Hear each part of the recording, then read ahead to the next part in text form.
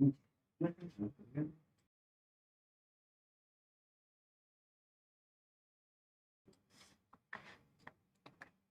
morning, everyone. Myself, Anamika Singh. On behalf of BioFootprints, it's my pleasure to welcome you all. As we all know that BioFootprint is not-for-profit society which aims at science promotion and popularization in the society, specifically to the general public. Moving forward, we are fortunate and glad to have Dr. S.K. Varshney, Scientist G and Head International Cooperation Division, Department of Science and Technology, India. Now I request Surbi to welcome our today's speaker with a bouquet of flowers. Please, sir.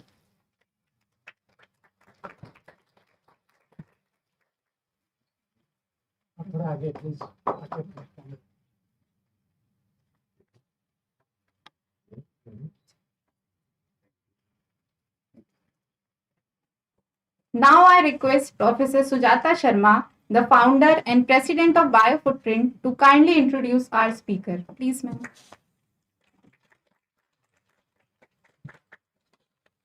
Thank you, Anamika. Let me first thank our speaker, Dr. S.K. Varshney, for joining us here. And let me introduce BioFootprints to you. This is a society which aims at promoting science communication, and we promote science in society in order to bring some scientific temperament in the society. The reason why we founded this society was when during COVID times we realized that amongst the lay people there is absolutely no knowledge about science. They did not even know what is a virus and what is a vaccine, etc. So that is when we, some doctors and scientists got together, and we thought that probably that we need to give something back to the society. We have got wonderful education from our country. We have got so much from our country. Now it is time to give something back without expecting anything from anywhere. It's just our, spirit that makes us do so.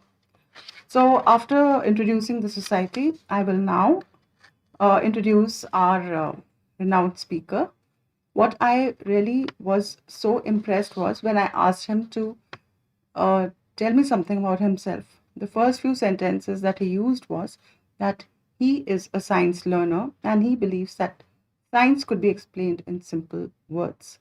Usually, when we ask our speakers to send some words about themselves, they introduce themselves with very very illustrious designations and prestigious awards. Of course, he's somebody who's very very well known. He's got an illustrious career, but what I was really impressed was that he first says that he's a science learner, which speaks volumes about our speaker. This just speaks about his humble spirit, his absolute need to be a humble learner of science all his life, and that has impressed me most about you. Professionally, he works for science promotion. He's engaged in building bridges, creating mechanisms for international science partnerships in basic and applied sciences, industrial R&D to encourage innovation, content with an eye on new and emerging technologies. He is currently advisor and head International Cooperation Division of the Department of Science and Technology, that is DST, and he encourages bilateral, multilateral, regional, and thematic cooperation. He writes research articles on policies for international science cooperation and popular science articles in various newspapers and magazines. And with this, I welcome Dr. S.K. Varshney again. Please, sir, come and enlighten all of us. There are a few here, and there are many, many more who are right now listening to us on live. So I welcome you.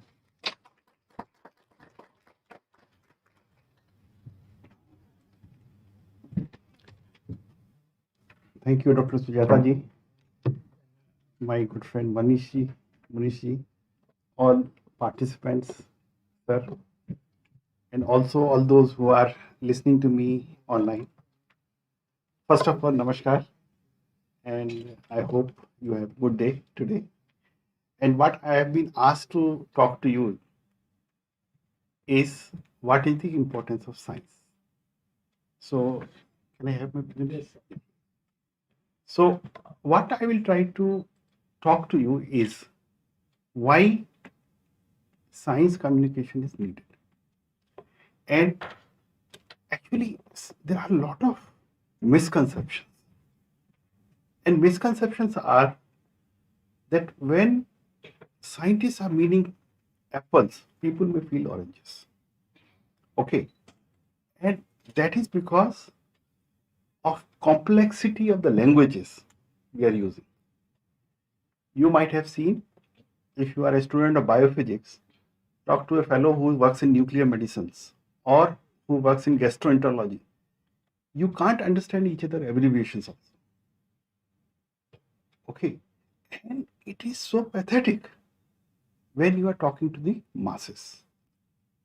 Okay. So my whole presentation is based on why there are gaps and what are the things which, as an educated mass of the society, you can talk to the common man. First of all, we should not forget who pays for science. In this country, we say 70% of the research money comes from the government. And where does government get it from? Okay, until we realize that thing, so there are other players like industries, NGOs, engines, organizations, but they are very limited. Most of the research is being supported by public funds. Okay, so your fellowship, my salary, or somebody else earning, it comes from taxpayers' money. Okay, this is first thing you should always keep it in mind, because until you have that realization that who pays my salary, you won't become responsible. For example, if you are getting fellowship, you are answerable to your professor. Okay, but you should understand from where professor is getting, okay, and whom he or she is answering. And if we get that feeling, that becomes very important. And then the taxpayer or the ordinary person who is supporting our science, how much he is getting it back. You see, you are still fortunate you are in such an institute, prestigious institution. But outside this institute, government is asking return on investment. On any investment they make, what is the return? What you are giving back to the society? And what society's understanding of your work? Unfortunately, in our country, this is not a case. Now, realizing that I am in AIMS, I thought if I could think of a conversation between a doctor and a patient. Today patient is not like yesterday's patient. When I say yesterday, let us say 20 years back, 30 years back. 90% of today's patients have done enough research through Wikipedia, Google, and whatnot. Okay, they have already studied their symptoms and inferred what disease they are carrying. Okay, and they just want to come to hospital only for endorsement. Yes, you are right. Okay, because doctors really are useless. We have better doctor electronically. Okay, so patient has to be consulted. Patient has to be told. But unfortunately, in most of our places, story is different. Doctors either do not have time or do not have zeal or do not have excitement to talk to the patient. And in some time they may also say, doctor, tu hai main hu. That is also possible. Okay, this is a scenario in a setup like yours. Imagine what is happening outside in other field. You want to take some service from any field, how service provider treats you. Okay, whether that fellow is providing you full information, what kind of service he or she is going to give you. And if not, who is responsible? Because everyone feels I'm the professional of my field. I have the best knowledge, and you are only user. And user has very limited or sufficient knowledge. And limited user should only know this is my problem, this is my answer. What goes in between, nobody should know. Now, question is, do people understand science? I think Sujata ji answered it already, but I had just some medical terms which people realized during COVID. Okay, it's not that they don't understand, but there was no necessity to understand. So now, after COVID, people are aware what is DNA, what is RNA, simple things, what is PCR. Okay, earlier people were not concerned, so they were not knowing it. Simple as that. CT value for your scan. Okay, antibodies, lot of discussions. What was antibodies? Also, if you go outside it, the people were there, some pundits were there who were predicting how the COVID wave will go. So mathematical modeling, and mathematical modeling led to linear and exponential growth. Okay, so people have started understanding this thing. And then what is flattening of curve? So this is all what we have learned from COVID, immunity and yoga. My simple point is, people are willing to understand, provided either they are forced to learn or they are willing to learn. Okay, our people, common people, are not of the kind who cannot understand. They can. Only thing is, they need some more encouragement, some more push, and they can do it. They have learned these things, and so many other things they learned during this period, of course. And it's not limited to only medical sciences or COVID, but so many other things people are learning. And then how are we communicating? This is something very interesting. Science cannot survive without communication. That is for sure. If you are not disclosing what kind of work you are doing, your work is confined to your laboratory. So you must express, you must share. And what is the basic rule of science? Everybody is in a position to replicate the experiment and make same observation. Inferences could be different. Okay, but basic thing is it should be replicable and it should be same observation be made by other fellows. Okay, that is fine.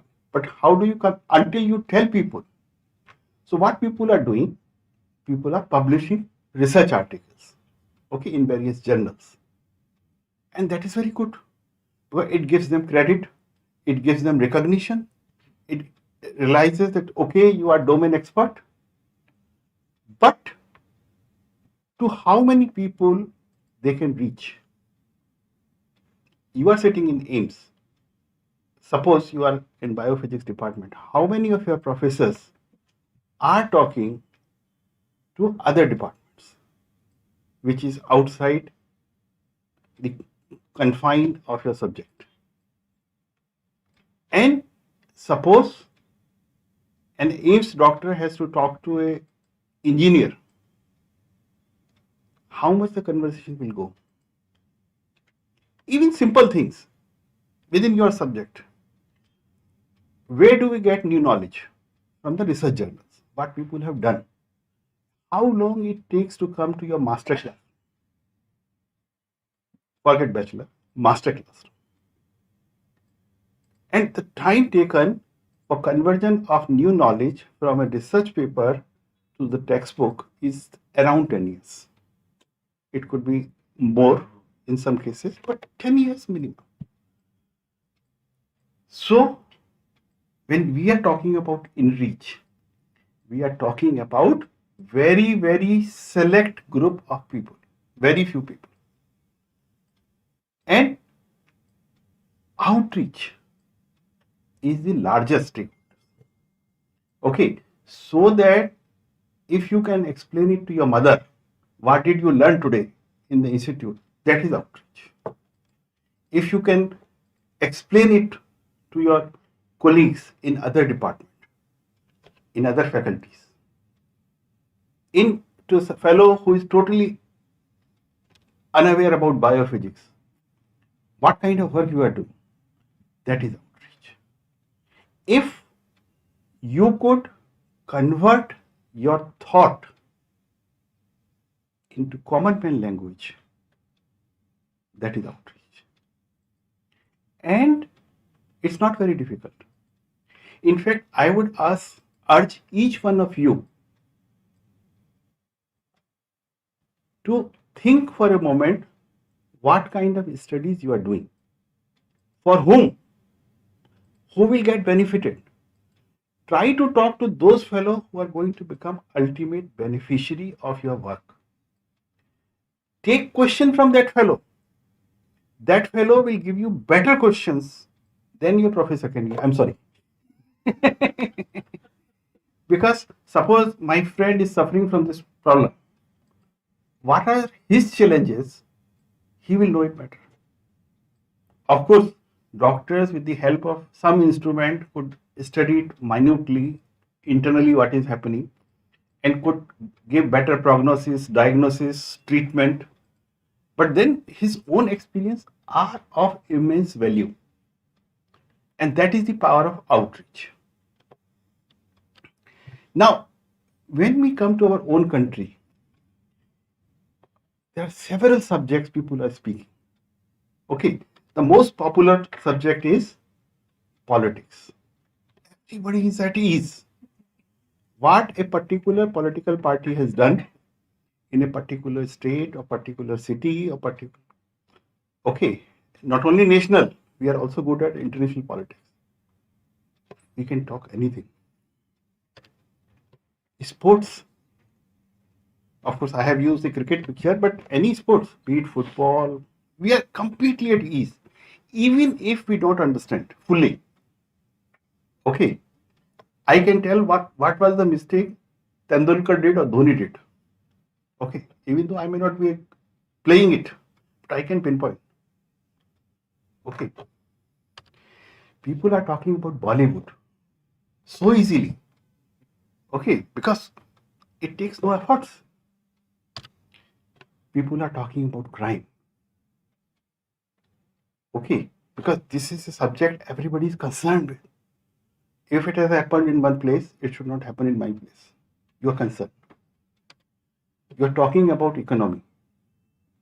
Okay, so we talk various countries, what they are doing, how they are doing, and how they could do it. But who is talking about development? At the most, you may be talking about development in your own subjects. Are you talking about development in other subjects? Are you aware how the social dynamics have gone during COVID? Are you aware how the economy went? Because we presume they are not of direct concern to me. Okay, what about common? And because we are not discussing it, you see, other subjects, as I mentioned, even if we are not involved, you, I, he, she may not be involved in politics or sports, but we still discuss because we understand a bit. We may not be understanding it fully, but still we discuss. But development is one such thing we don't understand and we don't talk. And that is a challenge. And because of that, you are buying the product which have been poisoned in your market. Okay, you are not, for example, you go to buy burger. You always think McDonald's, big burger. Okay, you want soft drink, you think Coke, Pepsi. Why? Please look in your own home. Ask yourself, what are the Indian products in your home? Television, mobile phone, washing machines, oven, anything. And why you have not bought Indian products? Either they are out of your reach or you don't have confidence. Only two things. And this is because, as I mentioned in the previous slide, we are not discussing about development. We are not telling about our research to the masses. How people will gain confidence? Of course, at government level, several attempts have been made, like National Science Day, we opened it for the public. CSIR has started 1 week, 1 lab program. But still, we are not going to the masses. 1 week, 1 lab program is also limited, or National Science Day program is also limited to newspaper. Because people see it in the newspaper, feel happy, okay, it's done. But how many are going? How many are participating? If we want our people to believe in Indian brands, it is important we tell about research that is behind that product. And until we explain that, people will not gain confidence in our products and we may not be buying it. Okay, it's not only home, even your lab, you can see how many of them are imported equipment and how many are Indian equipment. And it's not Indian products are not there, but and when I say poisoning the market, it's very simple thing is the water. Drinking water at your home. You have been made to believe that unless you process it at your own home, you can't drink. So some people have used water filters, some people have used RO or some process at home, even though the water supplied by municipality is already treated. But this is called poisoning. How you are poisoned. So your mind is already full that, okay, only this product unless you are not safe. Another taboo is that if you don't speak English, you can't learn science. Okay, so our higher educational institutions, whether AIMS, IIT, NITs, universities, none of them goes for higher education in science, engineering, and medicine in their local language. Another change. And if you can't speak that language, if you can't speak English, you can't go deeper. And this is something very important because whatever work you are doing, it is your responsibility to tell it to your people in your language. So that is why I always feel that conversation with parents, conversation with sibling is very important because that is where you can explain what are the new things you did. Okay, and unless we go in our own languages, majority of our people cannot participate. Okay, there are number of issues which we are trying to address in science policy, and one of them is this. Second is most of our educational institutions, normal universities, engineering universities, medical universities, they are all in urban location. And what happens to the person who is from rural background? Okay, we can make some reservation, but we are not making them natural facilitations that they should come and join higher stream. So that is where communication is required. You need to be put full. And then issues like COVID, as I mentioned a little ago, we grow up in subject vertical. Like I have studied geology, you have studied biophysics, somebody has studied chemistry, mechanical engineering, geography, physics. Okay. And we are not talking to each other. And we always see any challenge only from our perspective. Okay. So my question to you is whether COVID was only a medical challenge? It was not only a medical challenge. It was a challenge for our economy. It was a challenge for psychology, social perspective. Okay, pharmaceutical chemistry, who did the work to develop new medicines. engineering, logistics, that it could go to nook and corner of the country. Question is, unless we grow out of subject vertical, it is not possible to address any challenge wholesomely. And for that, we need to regularly converse with people from diverse backgrounds. We need to understand what is happening. And then we need to convey people what are the diseases. For example, in recent times, lot of diseases have come from animals. COVID is one, of course, avian flu, swine flu, so many other things, foot and mouth diseases. Same way from plants. We get so many diseases. But whether our people are aware about it, can we tell them how to prepare themselves so that they don't get it? And these are not so uncommon. But problem is our people are not fully aware. And we need to educate them that this is how you can help yourself. Simple advice. Okay, to wear mask gives you a lot of confidence. This is just one example. There are several other things what you can do to generate confidence. But here in this case, this mask gives you confidence. Even if you are ill, you are not gifting it to others. Okay, that kind of confidence it is giving. So, an advice in different fields, of course, I will discuss a little later what are those different fields, but it could make a change. It is possible very easily. Now, I'm sorry, there is some mix up. Sorry, okay. Some mix up has happened. Here, what I was trying to say, that discipline is the key. And unless we follow discipline, we can play with our body.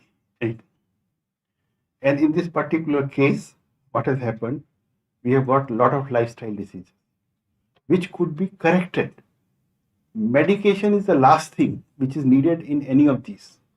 And better living style could probably answer it. But are we telling it to the masses? And in what, how forcefully we are telling it? So this is something we need to think of. Then India is home to 5-star hospitals.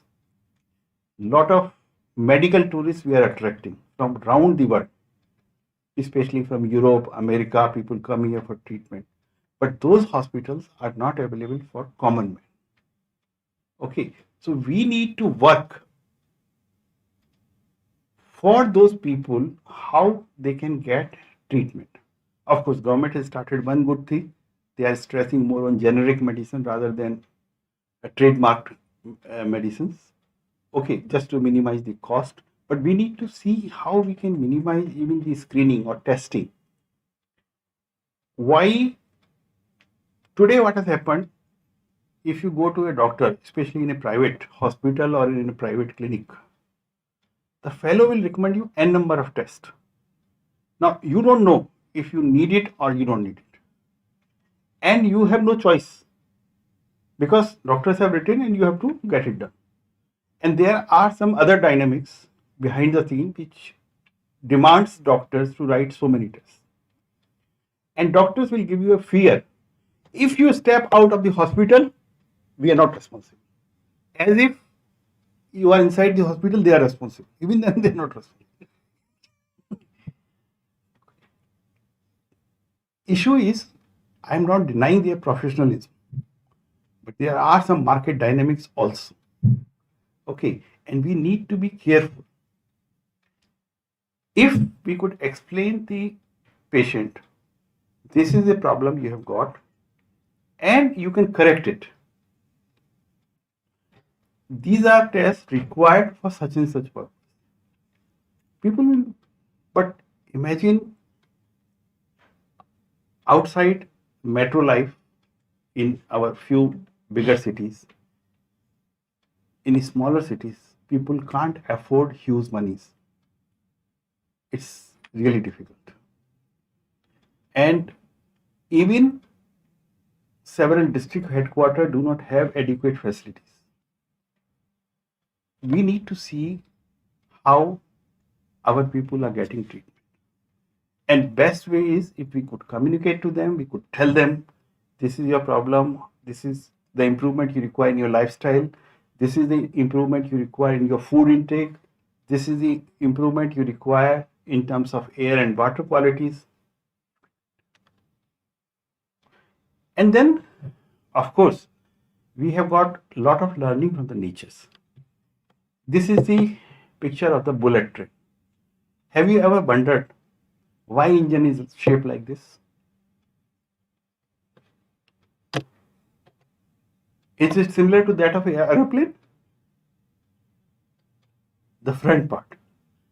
Because this is what aerodynamics require. You need to cut the air. Okay? And from where it comes? Simple. So if we could learn from the nature how things are done. Okay. For example, burrows make their home. This lizard has got these sticks. It can stick anywhere. People, so now mountain climbers are using it. So there are so many things in nature which we have converted into commercial products because we trying to understand, replicate what is the best way of taking it forward. Then also communication required that depending upon your geographic location, you all must be prepared. For example, if you are living in a vulnerable area vulnerable to earthquake, area vulnerable to landslides, for example, Himalaya, then you should know how it feels when earthquake comes and how you should conduct yourself when there is such a situation. Okay, of course, in those areas we are not having lifts, so people need to walk down. People need to be away from the area which is being affected. Okay, sometimes there is flash flood, cloud burst. People don't get even time. But we need to educate them. There are some other cases where we get times. For example, we know area which are vulnerable to floods, area which are vulnerable to drought, area which are vulnerable to cyclones. But there we get adequate time. Adequate time does not mean 2 months, 3 months. That of course we know and forget every year. We realize it only when the weather department tells us. Tomorrow, heavy rainfall. There would be floods in Hajj Khas. We understand, yes. But situation is much difficult. Several villages get drowned. We lose so much of our agricultural produce. And we need to prepare ourselves. And this is where communication can help. Now I'll tell you something very important. We have a center, an institute like AIMS, which is called Indian National Center for Ocean Information. And it tells about the physical parameters of ocean every 10 kilometers. Okay, what is the turbidity, what is the turbulence, where are the fish schools, where are likely to be disturbances, if tsunami is expected, or any of those kind of things. And all our eastern coast, it works. From Bengal, Orissa, Telangana, Andhra, Tamil Nadu, everything is covered. And our fishermen get that information on their mobile. Okay, so they need not to worry.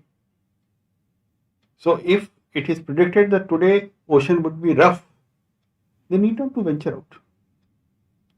So through communication, we could prepare them for the eventual natural anything. So actually this is something I wanted before this, my food slide, but I think food slide will come now. This is what we are eating. And why we are eating? Because we have forgotten. When did you read about the balanced food? In your primaries. In college life, it was not important. So you shifted to junk food for variety of reasons. Okay, आज time नहीं है, आज assignment बहुत ज्यादा है, आज ये करना है, आज खाना बनाने का मन नहीं है. So easy option is call Zomato and get your something. This is what leads to the problem. Of course, that slide came a little earlier, so I'm sorry for the mix-up. But idea was we need to be disciplined. Food is a major cause for most of our illness, and also for our health, also for our immunity. And if we are irresponsible towards our food, you can imagine what damage we are doing to ourselves just by being lazy. And the question is that we need to have food for everyone. Now you must have a realization and must share it with all concerned. Today, India is the most populous country in this planet. We are more than 1.4 billion. Okay. Two other processes are happening: industrialization and urbanization. And at whose cost? At the cost of agriculture, agricultural land and agricultural workforce. So the challenge is double-sworded. At a time when number of mouths to be fed are increasing, our agricultural land and agricultural workforce is coming down. So how long we can survive on this equation? Until we apply some technologies. And those technologies, what it could be? We can go for vertical farming. We can go for more yield per hectare. We can reduce our post-harvest losses. We could reduce losses of perishable. We could increase shelf life of our product. We could have better supply chains. So there are a lot of technology at play.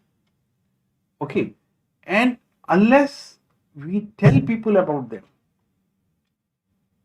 today 60% of India lives in villages. And unless those people are aware,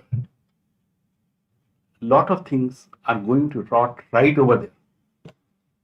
And this is the job of each one of us to make them apprise of our challenges. Then, when we are talking about food, lot of us depend upon variety of foods. This example is of course those who are depending upon food from sea or food from river. So what is happening? Lot of plastics, microplastics, is going into our oceans, eaten by the fish. Okay, and then eaten by us. So who is eventually consuming plastic? Human being. Similarly, if you see on the land, see our stray animals, even cow. खाना जो बचा हुआ खाना है वो plastic में बांधा ऐसे दे दिया, and cow will eat that food with the plastic, and that cow somebody will be milking, and that milk we would be taking. So again we are getting exposed to microplastics, another threat to our health. We need to tell people how we could prevent this thing. Until few years ago, we were very safe. Okay, then came the radio towers and then the mobile towers. We have got waves of so many unseeable electromagnetic waves, and we don't know what would be the impact. Of course, after 50 years, somebody will do research, will find out. But today, we are not restricted to here. We are carrying electromagnetic wave with ourselves through our mobile. Okay, and now people are doing research where you should keep your mobile. In pocket here, in pocket on your bag or in your purse, or but wherever you keep it, these waves are around you. And if these waves are around you, what kind of impact it has on your body? That you must understand. Okay, must realize. So mobile does two damages. One is, of course, electromagnetic waves, and second is the night uses. Especially when I see the youngsters, I feel concerned. Many of them in dim light or no light are using mobile. Okay, and this is absolutely unwarranted. It has to be avoided. Please educate in your family that unless light is full, you don't see your mobile. You are doing irreparable damage to your eyes. Then a lot of financial technologies are there. Now, till yesterday, if I need money, I need to go to the bank where I had an account. Okay. And then came the ATM. But again, I'm not sure how many of you are aware, but in the beginning, ATM, you can go only to your bank. So which means you were given flexibility that you are not restricted to draw of money from your own branch, but from any machine of that particular bank. And then they started cartel, which means 4 or 5 banks will join hands, and then within that system you can draw money. Today, you can go to any ATM and you can draw money from your account. This is possible. Also possible is direct payment transfer. Okay, so a lot of things are happening. But what is coming as a gift? Cyber frauds. Okay, so many of us are not even familiar how it is happening. And people are just sharing information. Okay, yesterday I was seeing a Radio Mirchi video. So the RJ calls a family, creates a panic scene that your son or your daughter has been caught by the police, and this fellow is asking for this information, everything he takes up. And then he asks, why are you sharing this information? Because we get panicked. And we just want to provide. And then we realize it much later what has happened.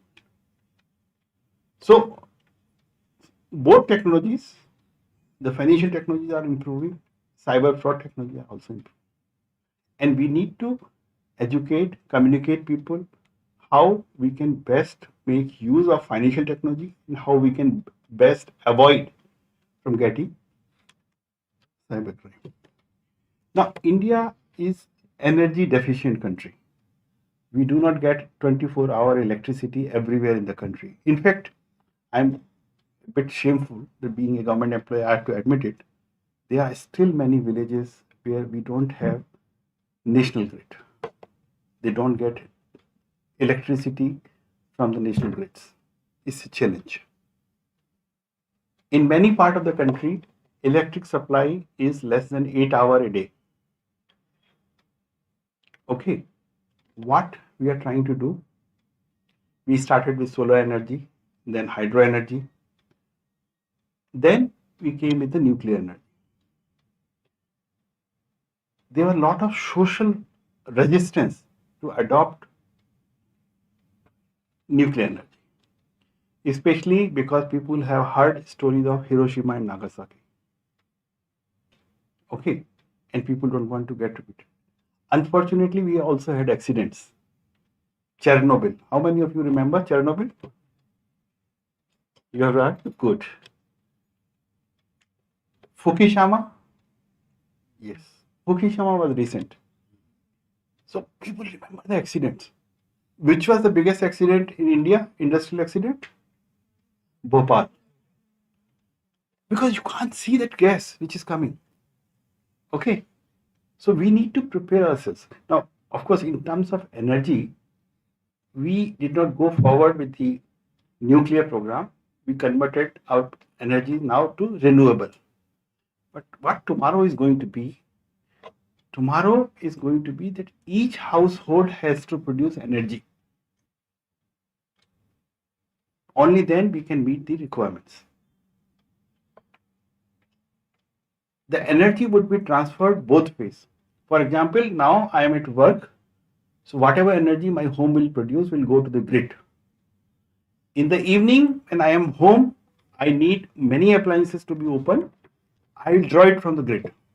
So both way communication. Also, it would be mixing of energy.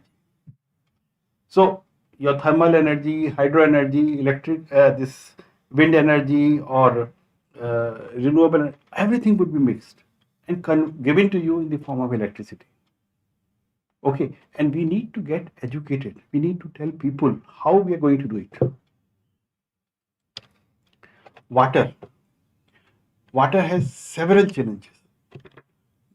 Since you are from AIMS, you understand better arsenic problem, fluoride problem. Okay, different kind of, I should say, microbes in the water. Because in India, most of the water in outside area, be it river, lake, pond, is open. And when it is open to everything.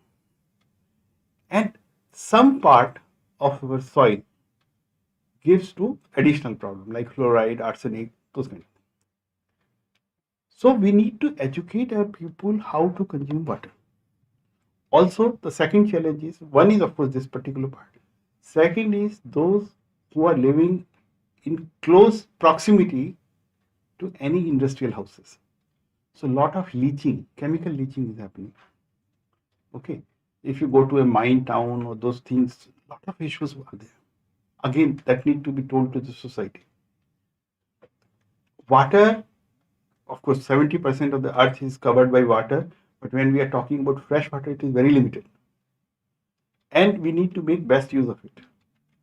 So this is something to be communicated to the people. And then our own earth, I think for delight, it's not a very difficult thing to understand why earth is crying. But earth is. We simply say it is climate change. Climate change is not new to the earth. It has been happening in geological past also. It is pollution which we have created. And why we have created? We have created it for our own reasons. And we can address it. We can correct it. Okay. COVID was one example when we saw very clear days in Delhi also. Okay. You could see miles and miles. But again, we have returned back to our practices. And this is something we need to tell to masses how we can correct. Also, we need to tell about our achievements to the people. So, India was asking for a supercomputer for weather prediction, which America denied, CREXM. And India answered it by developing Param. Now, how many of you are aware about Param? And how much market it has gained across the globe now? And this is how we should be proud of our products and take it forward. And then, of course, a lot of new emerging technologies are emerging. We need to see how those technologies could be applied in our own domains. So, for example, I am talking about energy efficient building. So, apart from rooftop, even the window pane should be solar absorber. They could produce, directly absorb the heat and light from the sun. We could have more plants, and smart bricks could be there. So, everything could get converted into supercapacitor. Internet of Things, another major thing which is going to change our life, and we should see how we are applying it on our purposes. Artificial intelligence has reached everywhere. Okay, now I remember a very small anecdote which I would like to share. All of you must have used railway services. So when you book your ticket, system will not give you a ticket in a coach you may feel preferred. Okay, because it has to distribute the load. So it will give first reservation in one central coach, then front coach, back coach, central coach, front coach, back coach. Keep on. This is artificial intelligence. But what happens when the train moves on the platform? You board the compartment which comes before you. That is human intelligence. Okay. So you are not bothered about how much load is there, but you just board it. But today, artificial intelligence have reached every field. For example, in medicine, earlier it was only the experience of doctor of having seen n number of patients with a particular disease.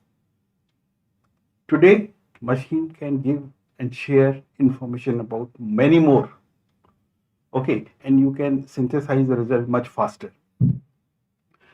Well, of course, this growing age of 5G technologies, communication is becoming easier, and we are taking even the flights, space flights. Blockchains, another marvel which you need to understand. Robotics, only difference is robotics doesn't have heart and it works on your command. So it doesn't have brain, it doesn't have heart. And human, because they have both of them, the weakness is heart can get emotional and mind can get active even in the midway, which robots want. Biometrics, I think you all know. These are the new emerging sciences about which not only you have to make more and more use, but also tell people how those sciences are helpful.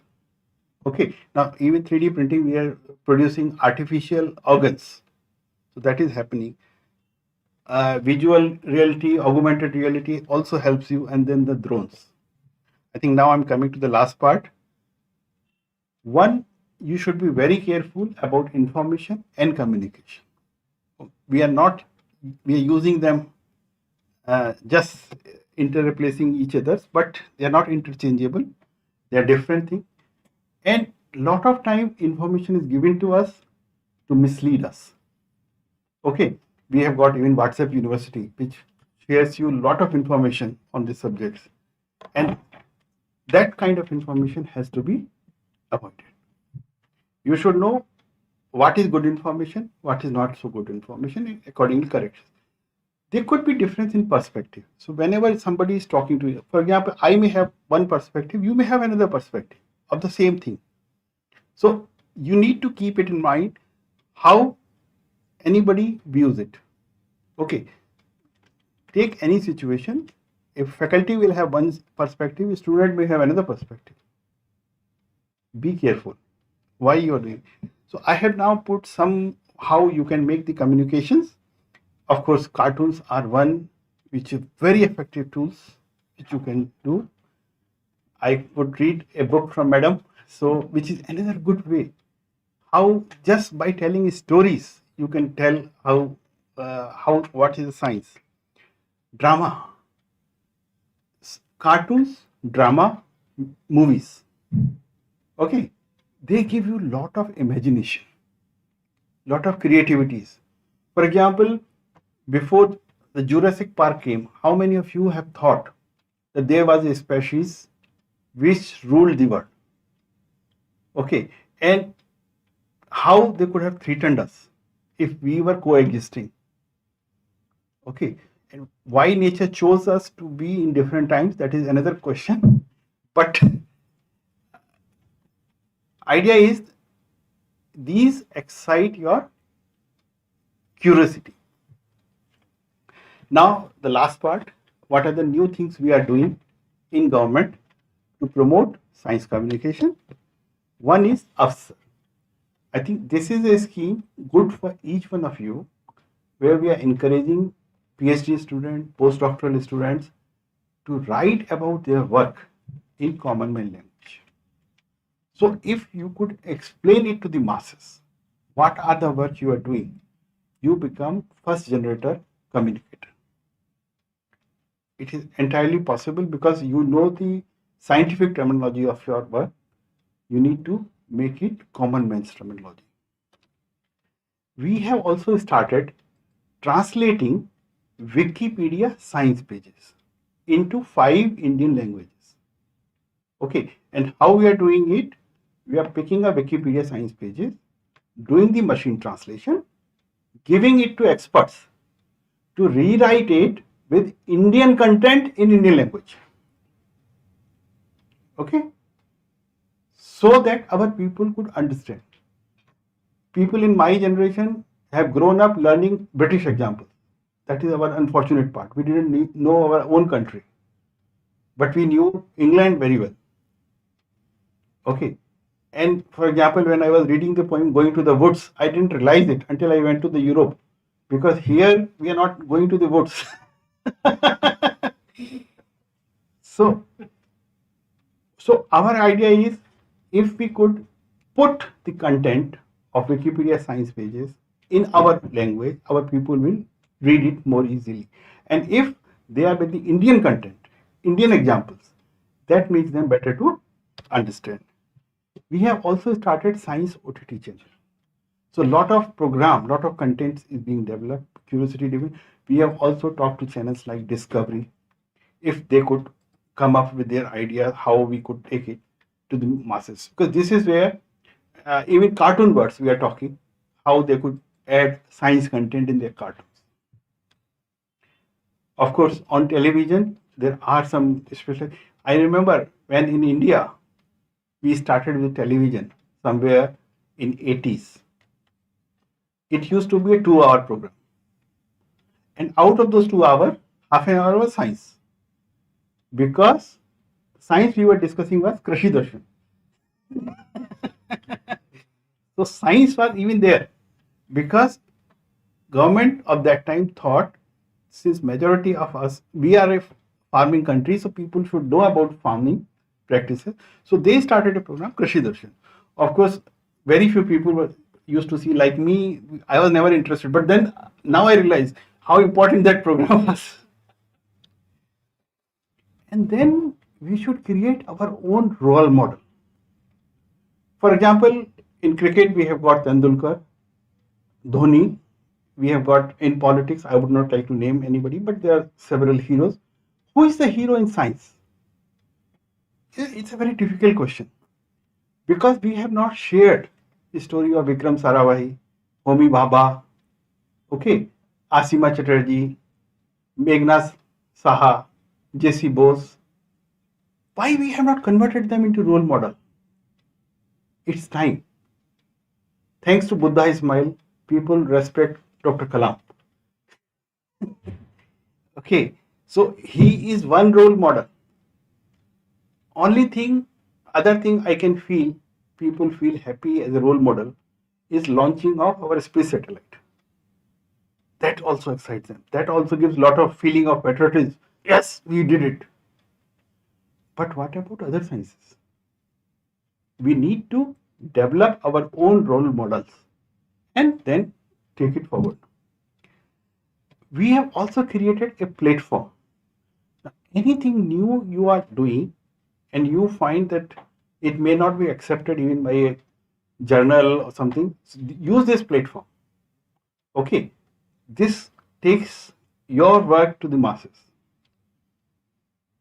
And then we have brought out a document called Scientific Social Responsibility. In some country, I understand it also comes with financial liability. Like 1% of your money, whatever aims gets, must go for science communication. Okay.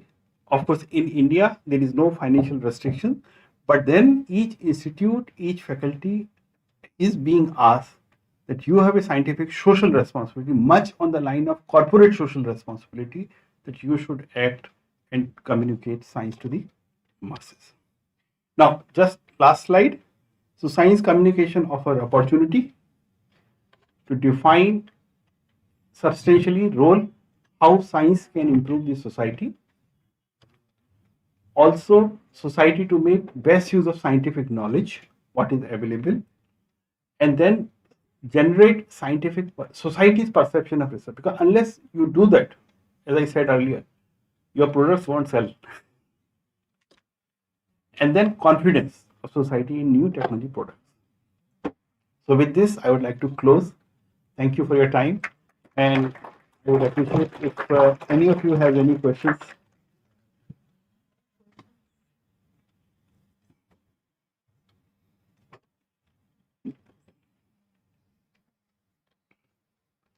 Your presentation was so clear. No, I tried to make it as simple as I could have done. Yeah. So thank you very much, and I give it back to Sujata ji.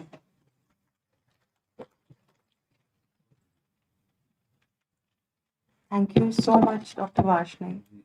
I always feel that a person can be a great scientist, a great doctor, but that doesn't mean that he'll be a very efficient science communicator as well. Because you could be really very well skilled, but science communication is just another realm altogether. In that, you have to connect to the person in front of you. You have to speak in a language that he or she understands, and you have to paint pictures that he or she is able to see. It has to be a shared vision.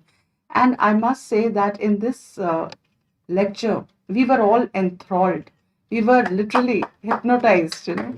Yeah. Like usually what happens is that when the lecture starts, everybody's enthusiastic, but as the speaker goes on, I see that this happens universally all over the world, a flagging of interest. But in this case, what I saw was that everybody was interested from the beginning till the last moment. You have such a gift for science communication, and you've inspired all of us so much to reach out to each other, because what we usually say is reach out to the society, but what Dr. S.K. Varshney has said, start with the colleague sitting next to you, start with the next department, and slowly reach out. So that is a very, very important lesson amongst many others that he has shared with us today. And thank you so much. It is a great honor for Biofootprints. Thank you.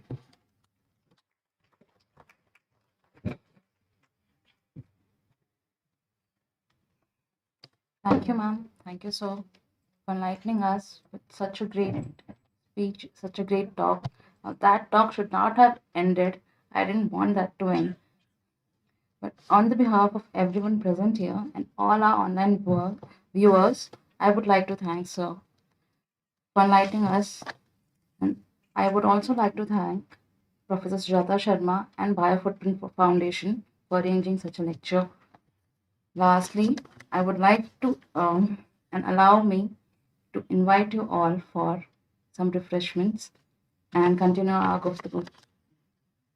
Thank you, sir.